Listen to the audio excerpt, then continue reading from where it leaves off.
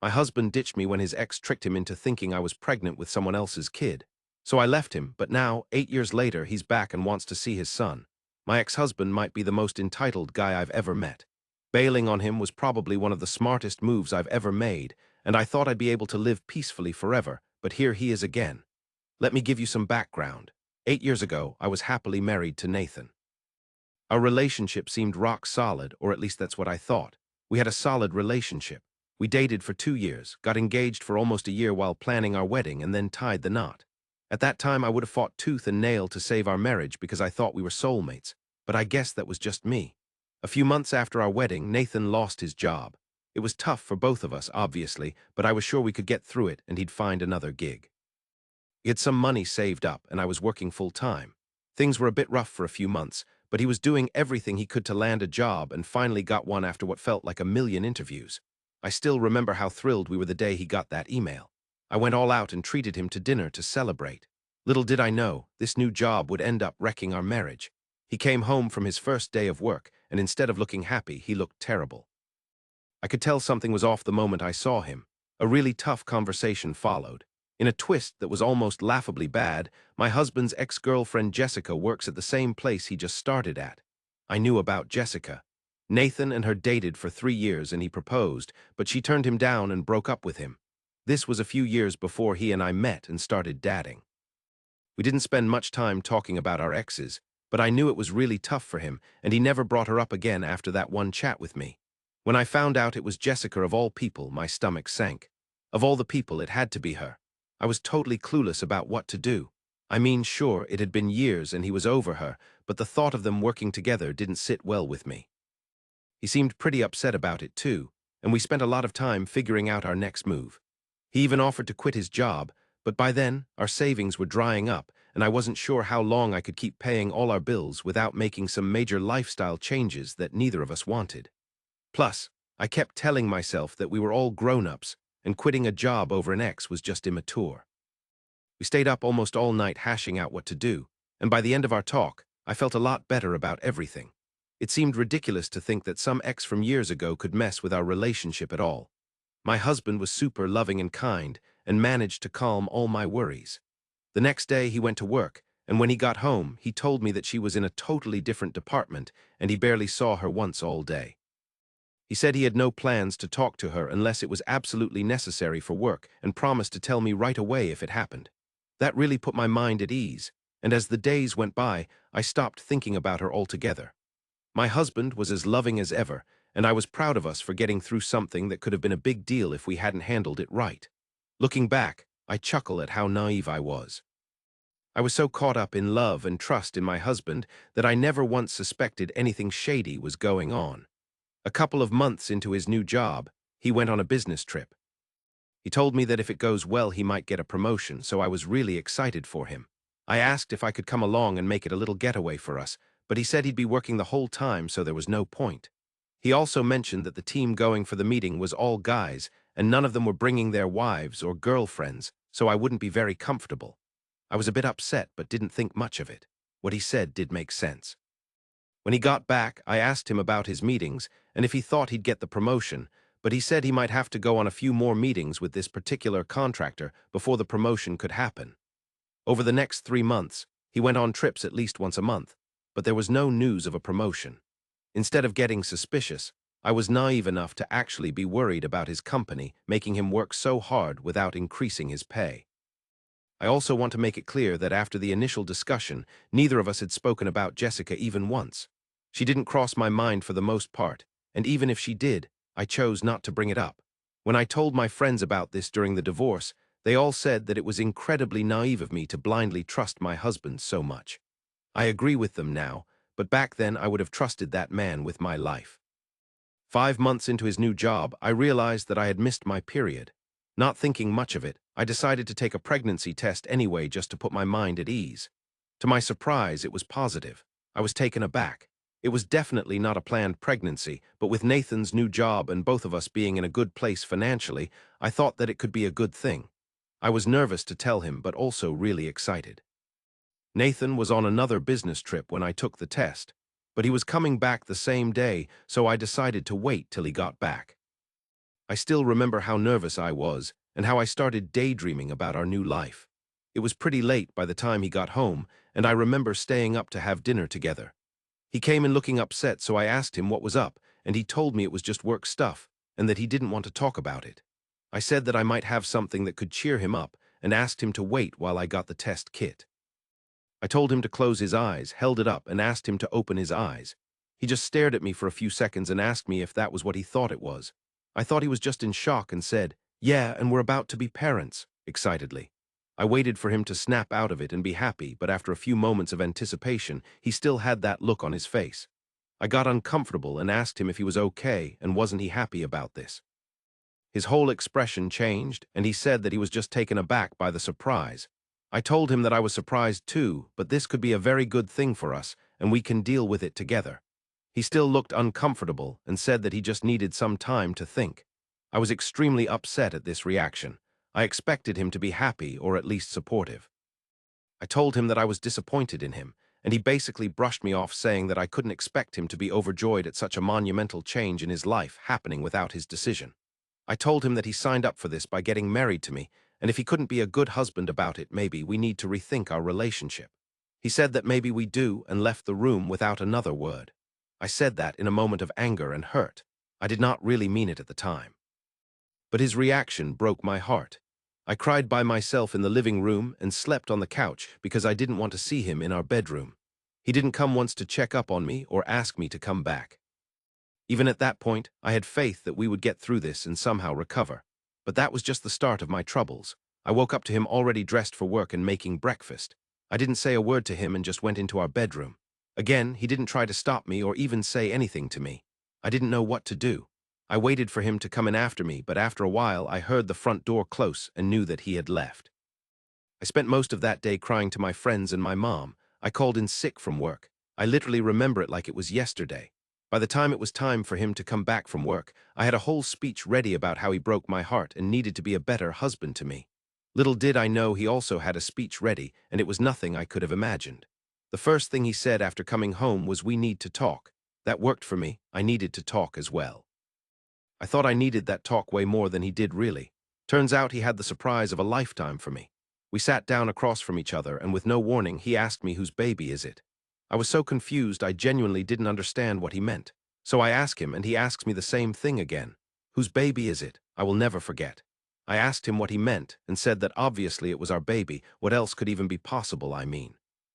He told me that we were past that point, and I should just admit the truth and get it done with. I was starting to get scared at that point. It started to feel less like a joke. I told him again that it was obviously his baby, and I didn't understand why he was even asking me such questions, because I had never been anything but loyal to him, and he had never acted this way before. He refused to make eye contact with me and said that was when I still cared about our relationship. I'm pretty sure I was already crying by then. I kept telling him that I love him and there was nothing more important to me than our marriage, but he just kept repeating the question. He must have asked me a dozen times, and each time I was as clueless as the first time. He told me that if I couldn't be honest with him, there was very little left to do because he was not raising another man's child and living with a lie. I was sobbing and kept telling him I had never even thought of another man since I met him and didn't understand what I did to deserve such allegations. He said that with the way I couldn't wait for him to leave the house and go on business trips, it told him everything he could want to know about my loyalty. I was too confused to even speak.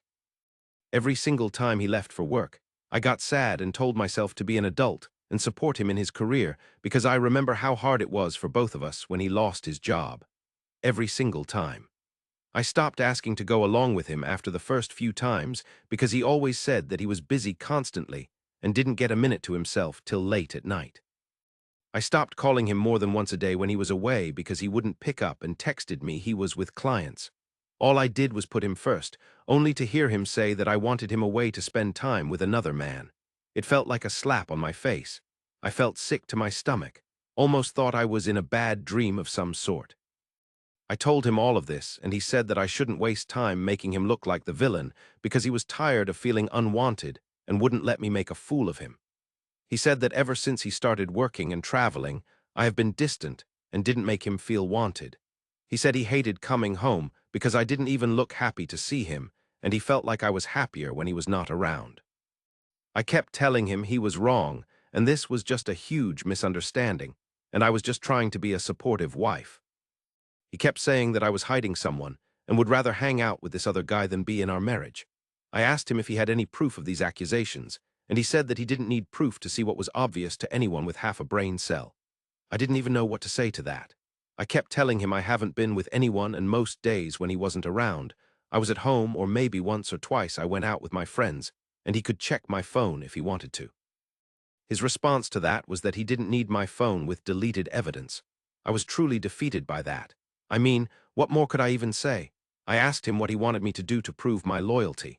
I offered a paternity test after the baby was born, even though it killed my self-respect to say such a demeaning thing. Never in a million years could I have imagined voluntarily offering a paternity test. I've always been proud of my morals and ethics, and anyone who knows me would have backed me up on this. Anyone except my own husband, of course. That's what hurt the most. He said that he couldn't wait 9 months for a betrayal, and there was no way he would help me grow and raise a child that wasn't his. I screamed at him saying it was his baby and called him a delusional freak for not believing me. He said that he didn't care what I thought he was, but if I wanted this marriage to work, I needed to get an abortion. I was horrified he even said that. I asked him to think about what he was saying for a second and how crazy he sounded. He wouldn't budge. So I asked him what he would do if I didn't get an abortion, because there was no way I would get one. He told me that if I wanted this marriage, then I had to get an abortion, or else it was divorce. Divorce. I couldn't believe that he actually said the word. I asked him if he was serious, and he said he was. I had enough at that point. It was like all the sadness disappeared at hearing those words. I told him he was free to do whatever he wanted, but I was going to raise my baby with or without him. He told me that he hoped I didn't sleep with a deadbeat and walked out of the house. That was the last time we were in that house together. I got a text from him later saying he would be back to get his stuff, and I told him a time I would be out and asked him to leave before I got back. The next day, I met my lawyer to talk about the divorce. We had bought the house together, our first house. I wanted everything to be quick and drama-free, and so did Nathan. We decided to sell the house and split the money equally. The other things we just took whatever we wanted. I moved in with my sister while I figured things out, and he went, wherever I guess.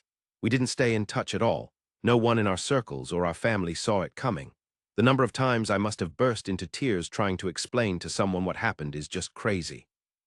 Throughout everything, his attitude stayed the same. He refused to listen to me or anyone else and insisted that I hadn't been faithful. I was friends with some of his coworkers' wives, and they told me that he had been going on about how I couldn't care less about being with him and never put any effort into the relationship. The whole divorce felt like something that was happening to someone else, or like a movie or something that I was watching instead of something I was actually living through. At certain points, I almost started believing that I must have done something wrong to make him feel the way he said I was feeling. More than anything, I wanted to talk it out, but he completely shut me out. When my son was born, I texted him to let him know. He didn't say anything back. Months later, one of the wives reached out to me and asked me if I had heard about him. I told her that we hadn't been in contact. She said she was sorry too, but wanted me to hear from a friend.